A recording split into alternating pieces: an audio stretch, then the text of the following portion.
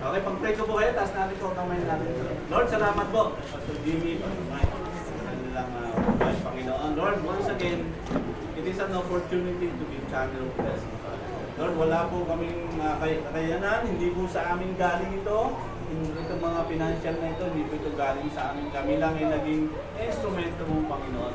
At naniniwala kami, Panginoon, ito ay magiging channel of blessing din sa mga nangangailangan. Baka sa oras na ito, Lord, wala silang pambili ng bigas, wala silang ulam, pero naging bahagi ito ng programa, Panginoon. Lord, one thing na gusto ko pong iiwan sa mga manggagawa, Panginoon, magpatuloy po kayo, Lord, sila sa iyo, Panginoon. At ganoon din mga member na may hawak ng Bibles, huwag niyong kalimutan, ang sabi sa Matthew 4:4, hindi lamang sa tinapay na bubuhay ang tao, kundi sa bawat salita ng aming Panginoon na lumalabas sa kanyang bibig. In the same manner, Panginoon, salamat sa Diyos na nagdala dito sa amin. Sa hospitality, sa mga nagluto, Panginoon, pagpalain mo sila ng ganda, Panginoon. Alam ko mabuti ka sa kanila, kaya sila ay naging mabuti rin sa mga manggagawa. Salamat po, Panginoon, from our bottom of our heart.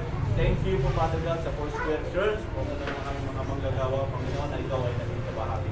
Salamat po, we commit everything to you, Lord. In Jesus we pray. Amen.